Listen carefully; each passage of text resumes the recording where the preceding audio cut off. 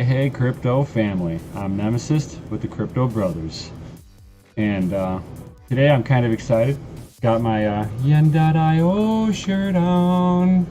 And if you guys haven't checked that out, you oughta. That's going to be the new best thing. It's going to be just like kind of Facebook meets Twitter with social exchange. Kind of interesting. As Peter from Decentralized TV would say, gives me that tingle in the podgies. But of course, you know, do your own research. I'm not your babysitter. But let's dive into it. So, this one's saying that Bitcoin mining profitability declines despite increase in revenue. So that they're basically saying that even though they're making more coin, the profitabilities are less. Let's dive in why they think that. Stupid advertisements. Wow. Bitcoin mining in 2018 hasn't been as profitable as in 2017, despite an overall revenue increase in revenue. With the network hash rate continuing to increase astronomically, not so much now. It's kind of plateaued, of course. Miners now pay higher electricity tariffs, severely affecting their bottom lines. So yeah, if they're not paying 3 or 4 cents for commercial power per kilowatt hour for commercial power, their bottom dollar is being affected big time. According to Dyer, revenues accrued by Bitcoin miners for the first half of 2018 exceed the total revenue earned for the whole of 2017, which shows that there's more people on the network mining that busy Bitcoin. Adding to the figures from quarter 3 of 2018, Bitcoin mining revenues for the year now exceed 2017 numbers by 1.4 billion. That is huge. Getting on them gains, that's for sure. Despite these impressive revenues earnings, mining profitability has taken an enormous hit. Since the start of this year, miners have earned successfully lower profits, accumulating into zero profits for September of 2018.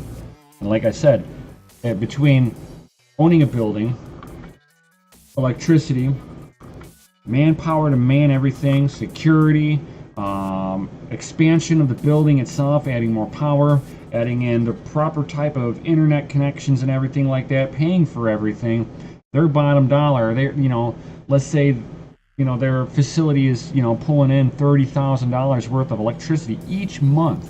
So they've got to mine $30,000 just to pay the electric. And that's not even including the internet and whatever personnel that they have to keep everything operating as smoothly as possible.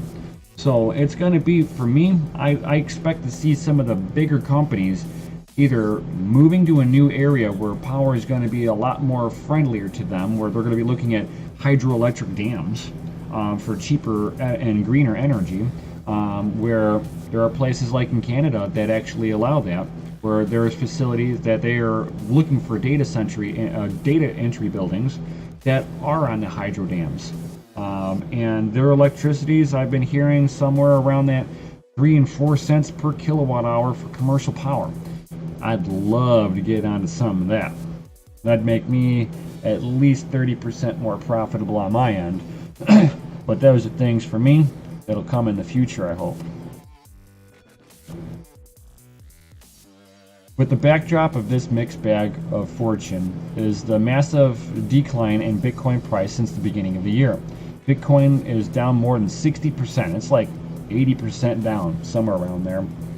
With continuing contract volatility and low liquidity, thus is perhaps unsurprisingly to see mining profitability start to show signs of decline, mirroring the ongoing trend in the wider cryptocurrency market. One major contributing factor for the decline in Bitcoin mining profitability is the skyrocketing network hash rate. More competition means that there's less coins that you're going to be earning because there's too many people going after it. And then you're going to have a whole bunch more equipment to be more competitive, which means that your bottom dollar starts driving up. Ethereum World News reports that Bitcoin network hash rate has doubled since the May of 2018, 28 quadrillion hashes per second, to more than 57 quadrillion hashes per second. At the same time, Sam Doctor of Fundstrat Global Advisor estimates Bitcoin mining break-even costs around $7,300, which shows that Bitcoin is not pegged to what it costs to mine, if those figures are actually accurate. According to the doctor, this new figure represents a $1,300 increase in the break-even cost since May of 2018.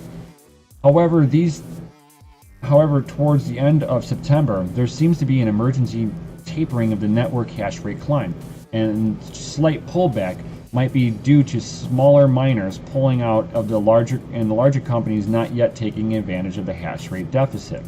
Now that one I don't really agree with. You're not, even if 1,000 small little miners like myself pull off what little ASIC miners that I actually do own off the network, there would have to be tens of thousands of people doing the same thing to equate to one mining facility turning off all their rigs. I'm sorry, but it would take a lot of people turning off their rigs. And I don't see that really happening, at least with the people that I know. We're all still mining away. They're not looking at turning off their rigs because they all have, just like myself, we all have jobs. I'm able to pay my bills no matter what. I don't care where the network as payouts is at. I don't care what the price is. I can pay my electric bill at all times.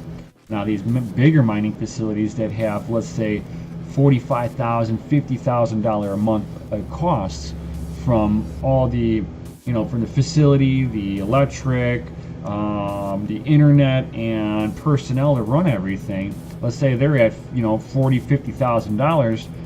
How long can a bigger company, even with large pocketbooks, actually sustain doing that before they have to be forced to make a decision of either letting personnel go or turning the rigs off? Think about that. Think about that. Who moves the markets? The little guys or the whales? Already, cloud mining platform Hashflare announced the termination of its Bitcoin mining contract, which that was controversial in itself. The service cited declining profitability as the reason for its decision. Genesis Mining also ended its lower tier Bitcoin mining contracts for similar reasons to the one provided by Hashflare, which they were basically going, oh, the little guys, you don't make us enough money. Go away. You want to spend more money? Then we'll start talking again. So it looks like they're just kind of not wanting to take advantage of the smaller people coming into the market, and they want to make big, gigantic gains, and they don't want to be picking up pennies when they got dollars over here, is what it sounds like. Genesis advised its customers to upgrade to a premium package, which meant that they were squeezing their customers for a little extra more money before they were to turn their mining equipment on for them. And I don't like when companies get into that stuff where they actually split their market and go, you're poor, you're rich. We're going to follow you guys now. Oh, you're poor? We don't care anymore. And that's just kind of the way that setup makes me feel. While the smaller player taps out, behemoths like Bitmain continue to eye continuous expansion. Consider consolidating their monopoly of Bitcoin mining arena. There's still 54,000 Bitcoin available for mining per month. And that's huge.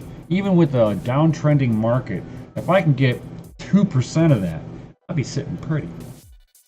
Miners still earn fees from their activities on top of the base block rewards. If anything, there is still space for more expansion in the mining industry as the smaller miners leave the scene for mining, with mining giants significantly larger resources than they're at their disposals.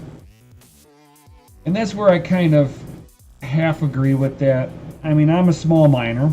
I don't consider myself a big miner. I make a little bit. Am I not profitable? I'm still profitable. Am I cashing in my coins every month or every week? No, I've been holding on to that stuff like it's gold. Unless there's something I want to spend with my coins, I'm just going to hold on to what I'm mining, because I'm looking at what I'm mining for. You know, whether it be Ethereum, whether it be Doge or Ethereum Classic or Bitcoin Private, like I did way back in the day. You know, at the beginning of the year, I was doing Bitcoin Private.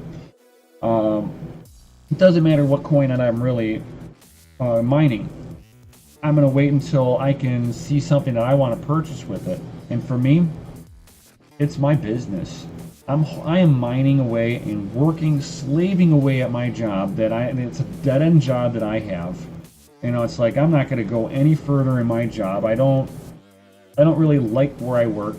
I want to work for myself at Dreammaker Customs. It's been a dream of mine since I was 12 years old. And I'm hoping that what I mine is going to be helping me achieve my dreams in the long run. So with that being said, what are you mining for? Why are you mining? Are you just mining just to make them gains? Or do you have a plan of action with what you're doing? Let me know in the comments down below. And while you're down there, smash the like button, hit the subscribe and bell notification, and share this with everybody too. And with that, I will see you guys on the next one.